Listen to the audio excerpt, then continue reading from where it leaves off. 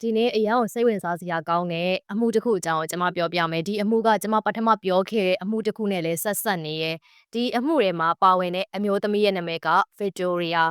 သူက Nevada မှာနေထိုင်နေသူရဲ့အသက်က30အဲ့ဒီသူ့အသက်30မှာပဲအသက်45နှစ်အရွယ် Aaron ဆိုတဲ့သူတယောက်နဲ့သူတွေ့ရဒီ Ghost Adventure တရေရှိတဲ့နေရာတွေကိုတွားပြီးတော့ဒီ documentary ရိုက်ကူးတဲ့သူအဲ့ဒီသူနဲ့သူတွေ့ရဒီ Aaron ကအဲ့ဒီအစီအစဉ်မှာ host တယောက်လည်းဖြစ်တယ်အဲ့တော့ဒါကသူ့ရဲ့အလုပ်ပေါ့နော်အဲ့တော့ Aaron နဲ့ Victoria တို့တွေးကြတယ်တယောက်ကိုတယောက်သဘောကျတယ်ချစ်သွားကြတယ်နောက်တော့သူတို့လက်ထပ်ကြတယ်သူတို့လက်ထပ်တော့ဗမာလက်ထပ်လဲဆိုရင်တော့ Disneyland မှာရှိတဲ့အဲ့ဒီတရေအိမ်ကြီးရဲ့မှာလက်ထပ်တာ Aaron ရဲ့အလုပ်ကအဲ့ဒီအလုပ်ဆိုတော့သူကလည်းသူ့အလုပ်ကိုအရန်ချစ်တော့သူတို့အဲ့လိုနေရာမှာလက်ထပ်တယ်ဟုတ်လည်းပဲ Aaron နဲ့ Victoria တို့လက်ထပ်ခဲ့ကြတာနှစ်အနည်းငယ်လောက်ကြာနေပြီသူတို့ရဲ့မိသားစုအခြေအနေကလည်းအဆင်ပြေတယ်ငွေရေးကြေးရေးလည်းစိတ်ပူစရာမရှိတယ်လို့မျိုးဘာပြဿနာမှလည်းမရှိဘူးဒါပေမဲ့ Aaron ကအမြဲအလုပ်လုပ်နေတဲ့သူရိုက်ကူးရေးမှာ host လုပ်ရတယ်သူအလုပ်အရန်ရှုပ်တဲ့အခါကျတော့သူ့ရဲ့မိန်းမ Victoria ကိုသူအချိန်သိမ့်မပေးနိုင်ဘူး Victoria လည်းအိမ်မှာတယောက်တည်းနေနေနဲ့တဖြည်းဖြည်းအထီးကျန်လာတယ်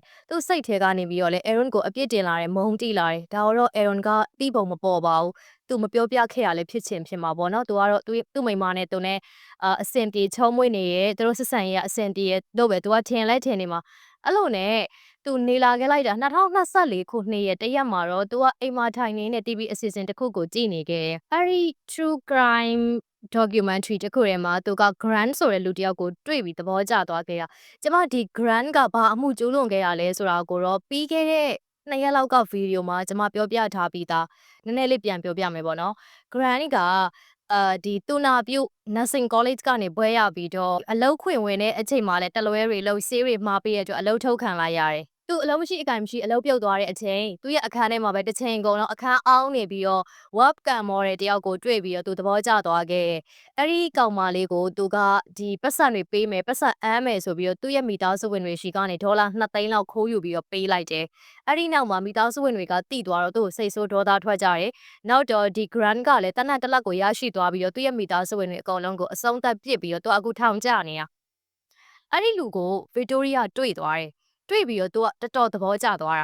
သူကဒီ ground အထင်ကြီးရဲ့ကွာဟဲဒီလူကနာမည်ကြီးလိုက်တာသူ့အကြောင်းဒီ documentary တစ်ခုလုံးရိုက်ထားတယ်ပေါ့နော်တကယ်ကိုနာမည်ကြီးရဲ့သူပဲဆိုပြီးသူကအထင်တွေစကြီးရောအဲ့ဒီနောက်မှာ Victoria ဘာလုပ်လဲဆိုရင်တော့ထောင်ထဲမှာရှိတဲ့ Grant ကိုသူကစာတွေစပြီးတော့ရေးရယ် Grant လည်းစာပြန်လာပါစေဆိုပြီးတော့သူကဆူတောင်းနေခဲ့တယ်တကယ်လည်းပဲ Grant ကစာပြန်လာခဲ့တယ်အဲ့ဒီနောက်မှာတော့ဒီ Grant နဲ့ Victoria တို့ကဖုန်းနဲ့ဆက်သွယ်ကြတယ်ထောင်ထဲမှာဖုန်းကင်လို့မရဘူးဟုတ်ပါတယ်ဒါပေမဲ့ Grant ကတရားမဝင်တဲ့ဖုန်းတစ်လုံးကိုရအောင်လို့ယူပြီးတော့သူကဆက်သွယ်နေခဲ့တာဒီထောင်ထဲမှာလည်းသူကအဆက်အသွယ်တွေပါတယ်ရှိတယ်ထင်ပါတယ်အဲ့လိုနဲ့ဆက်သွယ်နေရင်လည်းသူတို့နှစ်ယောက်စကားတွေပြေ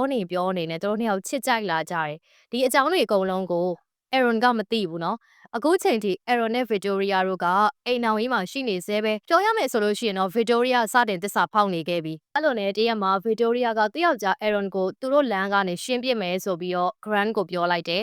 Grant ကလည်းသဘောတူတယ်ပြီးတော့အပြင်မှာရှိတဲ့သူတည့်ရဲ့လူတယောက်ကိုငှားပြီးတော့ Aaron ကိုရှင်းပစ်ခိုင်းဖို့အတွက်ဆိုပြီးတော့သူကစီစဉ်တယ်ဒါကို Victoria ကလည်းလက်ခံပြီးတော့ Victoria ကပတ်စံဒေါ်လာ11500ကျော်တောင်ပေးချေပေးခဲ့တယ်။ Aaron ကိုရိုင်ကလည်းသူ့မိန်းမနဲ့သူနဲ့ဆက်ဆံရေးအဆင်ပြေနေရဲ့သူတို့အိမ်တော်ရတာယာနေရဲ့လို့ပဲသူကလည်းထင်တာပေါ့။ဒါပေမဲ့တစ်ဖက်မှာမိန်းမဖြစ်သူကသူ့ယောက်ျားကိုအဆုံးသတ်ခိုင်းဖို့အတွက်ငွေတောင်ချေပြီးသွားပြီ။အဲ့ဒီနောက်ပိုင်းမှာ Victoria ကလည်းသူတို့အိမ်တော်ကြီးအဆင်ပြေတဲ့ပုံစံတွေစပြီးတော့နေတယ်။အရင်တုန်းကထပ်ပို့ပြီးတော့တက်ကြွလာတဲ့ social media မှာပုံတွေတင်နေသူ့ယောက်ျားနဲ့သူအရှမ်းကိုအဆင်ပြေနေတဲ့ပုံစံတွေသူလူတွေကိုပြသတယ်။သူတို့မင်္ဂလာဆောင်တာ2နှစ်ပြည့်သွားတဲ့နေ့မှာဆိုလို့ရှိရင်တော့ Victoria ကသူတို့မင်္ဂလာဆောင်ခဲ့တုန်းကဓာတ်ပုံတင်ပြီးတော့လွန်ခဲ့တဲ့2နှစ်တုန်းကငါမျိုးပိုင်ဆိုင်ခွင့်ရခဲ့တာအရန်ကန်ကောင်းတဲ့ဘာညာအောင်တင်လိုက်သေးရဲ့ဒီ post တင်ထားပေမဲ့တစ်ဖက်မှာသူက Grant နဲ့သူ့ယောက်ျား Aaron ကိုအဆုံးသတ်မဲ့အကြောင်းတွေကိုစာပို့ပြီးတော့ပြောနေခဲ့တာ Aaron အလုပ်ကိစ္စနဲ့တခြားတစ်မျိုးကိုသွားရမယ့်အချိန်မှာသူတို့ကကြေးစားကိုဒီအမှုကိုလုပ်ခိုင်းလိုက်တယ်။အဲ့လိုနဲ့ Aaron ကလည်းခရီးထွက်သွားခဲ့တဲ့အချိန်မှာသူတို့ကသူနဲ့ပတ်သက်တဲ့အချက်လက်တွေကားနံပါတ်တွေဓာတ်ပုံတွေလိုအပ်တာတွေအားလုံးပဲဟိုတယ်မှာတည်းရလဲဆိုတာအစားဒီအချက်လက်တွေအားလုံးကိုသူ့ရဲ့မိန်းမ Victoria ကိုရိုင်ကပဲပေးလိုက်တယ်။အဲ့လိုပေးပြီးတော့သူတို့ကအခုဆိုလို့ရှိရင်တော့ Aaron ဟိုတယ်မှာအိတ်နေပြီးဘာညာသတင်းအတိအကျပို့ပေးတာကွာ။ဒါပေမဲ့အဲ့ဒီအချိန်မှာပဲတစ်ဖက်ထောင်ထဲမှာ Grant စီကနေပြီးတော့ဖုန်းကိုဒီထောင်စောင့်နေတဲ့သူတွေကပေါ့နော်သူ့ရှိကမိသွားတဲ့အတွက်ကြောင့်မို့လို့ဒီဖုန်းကိုတင်သွားတယ် သူကြံစိတ်ထားတဲ့အကြံစိတ်ရလည်းမအောင်မြင်ဘူးသူယောက်ျားကလည်းခရီးကနေပြီးတော့ပြန်လာတယ်အဲ့ဒီနောက်မှာသူကလည်း social media မှာပုံတွေတင်ပြတင်ဆဲပဲသူယောက်ျားနဲ့သူဘဲသွားပါတယ်ဘာစားပါတယ်ဘယ်လိုပြောနေပါတယ်အရန်ကိုအဆင်ပြေနေရသူယောက်ျားကိုသူဘယ်လောက်ချစ်ပါတယ်ဟာအဲ့ဒီအောင်သူတင်ပြီးတော့အဲ့လိုမျိုးပဲနေခဲ့နေပြီးတော့တစ်ဖက်ကိုလည်းသူဆက်သွယ်လို့မရတော့တစ်ဖက်ကဒီထောင်အရာရှိတွေကဖုန်းကိုသိမ်းပြီးတော့ဖုန်းကိုမစစ်ဆေးခဲ့ကြဘူးဖုန်းကိုဒီတိုင်းပဲသိမ်းထားခဲ့တာတော်တော်ကြာတော့မှဒီဖုန်းကိုစစ်မယ်ဆိုပြီးတော့စစ်လိုက်တဲ့အချိန်မှာဖုန်းထဲမှာစကားပြောထားတဲ့ဒီအကြောင်းအရာတွေအကုန်လုံးနဲ့ message တွေကိုသူတို့တွေ့သွားခဲ့ရောသူတို့လည်းလန့်သွားတယ် Victoria နဲ့ Grando ကအပြင်မှာရှိတဲ့လူတယောက် Aaron ကိုအဆုံးသတ်ဖို့အတွက်ကြံစီနေရဲဆိုတာကိုသိသွားတော့သူတို့ကချက်ချင်းပဲ Victoria ကိုဖမ်းတယ်Aaron ကလည်းသူ့မိန်းမရဲ့လုပ်ရအတွက်တော်တော်လေးကိုစိတ်ဆိုးပြီးတော့စိတ်ထိခိုက်ရတယ်သူလည်းကြွာရှင်းဖို့အတွက်ချက်ချင်းလုပ်တယ်အခုချိန်ထိဒီအမှုကအပီးသက်အမိတ်မချရသေးဘူး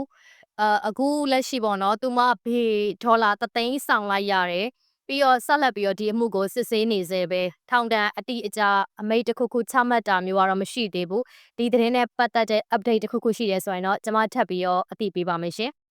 ကျေးဇူးတင်ပါတယ်ဒီနေ့အမှုလေးကတော့ဒီအထိပါပဲနောက်ထပ်ဗီဒီယိုတွေမှာဆက်ပြီးတော့တွေ့ကြပါဦးမယ်ရှင်